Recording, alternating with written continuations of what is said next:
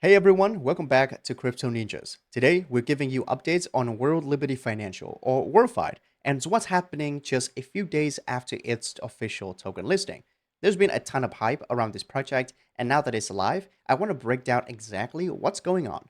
We'll start with a recap of the pre-launch speculation, then talk about what's happened since launch, the updates from the team, the Justin Sun drama, where things might go next, and finally, what I personally would do as an investor in this situation.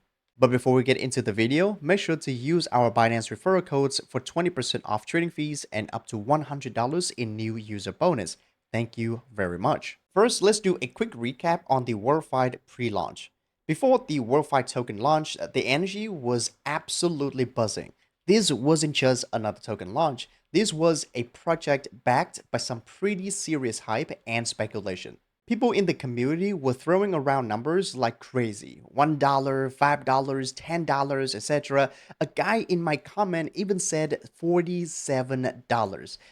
I mean, yeah, I can't blame them because there was this speculative guess you've probably heard was that there were only 5 billion tokens as initial circulating supply or float. Sounds reasonable since World Liberty Financial officially said that only 20% of the pre-sale tokens were unlocked and no more, which was around 25 billion tokens. So 20% of 25 billion tokens should be 5 billions, right? And because the narrative was that WLFI would be a low float and tightly distributed token, it really fueled a sense of FOMO. Another reason why people were bullish was unlike Trump's other crypto ventures like his Trump cards or meme coins, WLFI isn't positioned like a random short-term project. This is the only project that deeply involves the entire Trump's family. It was meant to be their legacy. It's tied to a narrative around building a new financial liberty ecosystem. And that word, liberty, really resonated with investors who see crypto as more than just trading charts or meme coins. They saw WLFI as something that could potentially combine decentralized governance, real world assets, and stable yield mechanics. And honestly, the sentiment was overwhelmingly bullish. Now, fast forward to September 1st on the launch date, and here's where things get really interesting. The WLFI team dropped a surprise on the community. Instead of the 5 billion float that everyone was expecting, the circulating supply was revealed to be 27 billion tokens, which was later addressed to 24.6 billion tokens. That's almost 5 times what the market was pricing in before the launch. On Binance, the price opened at around 30 cents. It pumped slightly to about 33 cents and quickly making its way down to about 25 cents. Then it ends the first trading day at around 23 cents. Naturally, this shocked and disappointed a lot of people. People were calling for the official clarification on the unexpected circulating supply, calling the Trump's family scammers, and this is just another one of their rug pulls, and I would never trust in anything they do ever again. And I get it. The WLFI team was not being 100% transparent about their tokens at all. So let's walk through the 24 billion tokens unlock. Now, this is the official Medium article published by World Liberty Financial Team, understanding the WLFI circulating supply at the launch. I will leave the link to this Medium post down in the description below so you can read this with me. So the supply is allocated as follows. About 10 billion tokens will be unlocked for ecosystem portion for World Liberty Financial. I mean, to be fair, they did mention that who is not unlocking right now only includes the founders, the team, the advisors, and the partners. They did not mention anything about the ecosystem portion.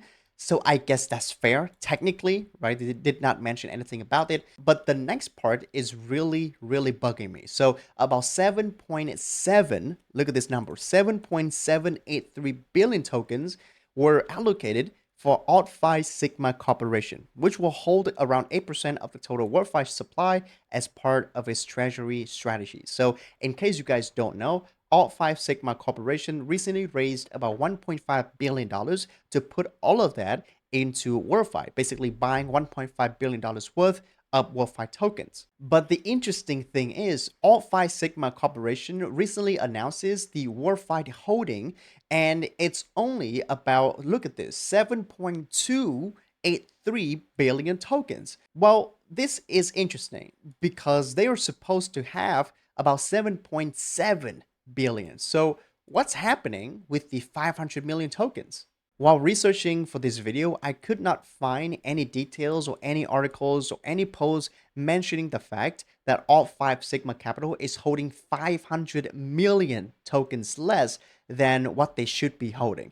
Is it because, WorldFi or the World Liberty Financial team published this number wrongly, and that, ALT5 Sigma Capital was supposed to only hold about 7.2 billion? Or was it that ALT5 Sigma Capital did it wrongly on their end? Or ALT5 Sigma Capital actually sold 500 million tokens on open markets? Now, if they did sell the token, about 500 million of them, then that would be around $150 million worth of token that they sold on the first day. Now, I cannot confirm or deny this fact because I don't have all the details, but looking at, the numbers that they published compared to the number that they should be holding, I mean, you can piece a few things together. Someone is actually in the wrong here. And here's another fact that backed my claim that there's something going on with ALT5 Sigma Capital and they might be selling. If you look at the initial circulating supply published by the WLFI team, 24.66 billion tokens, right? And right now, the circulating supply on CoinMarketCap is still 24.66 billion. So if the initial circulating supply stays the same, that means all of these numbers that are published by the team is correct.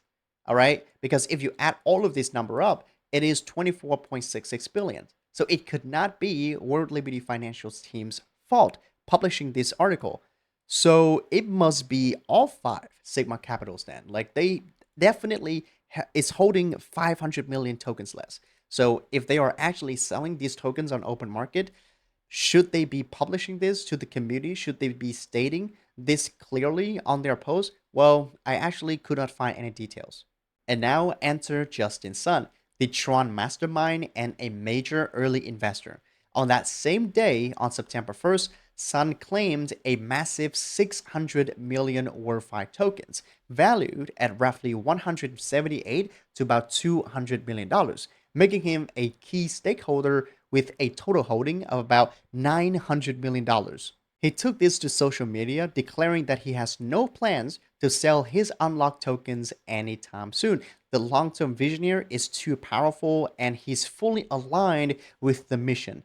Just 3 days later, on September 4th, 2025, blockchain trackers like Arkham Intelligence and Nansen spotted a wallet linked to Sun, transferring about 50 million WLFI tokens worth around $9.11 million to the HTX exchange. The crypto community raised alarms. Like, was Sun dumping his stash on retail investors? Well, the very next day, on September 5th, 2025, WLFI dropped a bombshell. They blacklisted Sun's wallet, freezing a staggering 595 million unlocked tokens worth around $107 million and about 2.4 billion locked tokens valued at about $452 million. Why? Well, WLFI called it a protective measure to stabilize the project after Sun's transfers raised suspicions of a sell-off. The move sent WLFI's price plummeting from a high of about 22 cents to below 17 cents, a brutal 26% drop. But Sun did not stay quiet. He immediately fired back on social media, denying any sales. He insisted that the transfers were just exchange deposit tests with no market impact and that he demanded WLFI to unfreeze his tokens.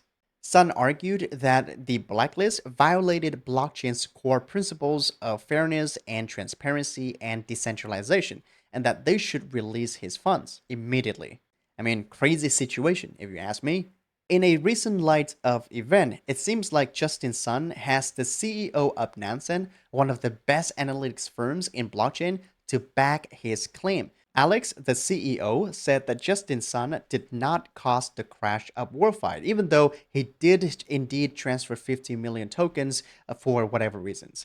Justin Sun transferred 50 million tokens at around 9 a.m. UTC, September 4th, whereas the token already crashed from 21 cent to about 16 cents from 2 a.m. to 6 a.m. UTC, about 3 to 7 hours before Sun made the transfers. So Sun could not have possibly caused a crash because it already happened, right? The most suspicious culprit was some whale transferring 40 million WLFI tokens from BitGo Exchange to Bybit, Binance, and OKX at around 2:19 to 2:51 a.m. UTC, possibly to sell on open markets. Well, to me personally, I don't think Justin Sun or the whale from BitGo caused a crash because it was already in shambles. So WLFI recently updated on this situation. So over the past few days, about 272 wallets were blacklisted, not only Justin Sun's. Now, within that 272 wallets, about 215 wallets were tied to a phishing attack, aka people click on scam links and got their wallet, drained and hacked. 50 of those wallets were reported compromised via support. So, they were owned by multiple peoples. They don't feel safe, aka compromised, right? And then 5 wallets were flagged for high risk exposure, security risk under review. So we don't have any details regarding that. And only 1 wallet was suspected of misappropriation of other holders' funds under thorough internal review. I wonder what wallet was Justin Sun. So what happens next? Well, they will continue working with rightful owners to verify control and secure funds. They will share details or clear outcomes for each category once reviews conclude, and any broader actions impacting holders will be communicated publicly. So, yeah, there is still hope for Justin Sun after all. What do you think? Will Justin Sun get his money back or not? Okay, so what might happen next to WLFI? Well, WLFI isn't like the previous crypto ventures from the Trump family. It is a project that has real use cases planned. From what's been outlined, the WLFI token could be tied to governance, access to ecosystem products, staking for yield, and potentially even collateral for future DeFi integrations. And just think about it, if the USD1 token, the stablecoin, gained more popularities and success, they could generate a ton of fees. And if that fees could be used to buy back and burn WLFI token, that would very immensely impact the circulating supply and the demand as well as the price of WLFI tokens. And there is no doubt that the Trump families are working really hard on this project because at the end of the day, this could be their legacy. But price action wise, I think we're still in early price discovery mode. I mean, the token only has been live for like 4 or 5 days now. Give it some time. The first few days of listings are always volatile. If you look at high profile, big name token launches, they will always launch at a really high valuation and they went down immensely. And I think that's what's gonna happen with WLFI token. Now, me personally, I see this as a really long-term place, about a year to about a few years into the future, right? Because at the end of the day, we have to wait for USD1 to be successful in order for this project or the WLFI token to gain any demands and real utilities. And so, with that said, I am waiting for the price of WLFI token to drop below 10 cents. Now, before you say anything, I know that, to some of you, that's like a very low entry price, but to me, I don't see it as a low entry price at all. I've seen a lot of projects like this, which launched initially at high valuation and went down like 60 to 80 to even 90% before making their way back. Okay, and to push to a new all-time high. So I'm not surprised that a project like this with a lot of drama on the few first listing day, surrounding token launch, surrounding the community is flooding all over the place. I'm not surprised if this project could go down to about 10 cents or below. The key thing that I want to mention here is to always DCA. You don't know what price WLFI could go down to, all right? If you think you do, then you're wrong. So the best thing to do and the best course of action as an investor is just to DCA. If you think that 17 or 16 cent to you is an acceptable price to purchase, then yeah, make your purchase at this price and wait for it to go down more and purchase some more because it's a long-term play. But if you were me and if you are a little bit bearish about the market, then I think you should wait for the next couple of days or weeks for WLFI to actually find its bottom, all right, and then make a purchase. All right, so that's my WLFI update video a few days after the launch. What do you guys think? Are you still bullish on WLFI? What price do you think we could buy WLFI at? Drop your thoughts in the comments. I'd love to hear your take on this one. And as always, if you found this breakdown useful, don't forget to hit that like button, subscribe to the channel, and share this video with someone in your crypto circle who's been talking about WLFI. And remember to use our Binance referral code on the screen for 20% off trading fees and up to $100 in new user sign up. I will be watching this project closely and keep you guys updated as the story unfolds. Thank you so much for tuning in, and I'll see you in the next video. Daily out.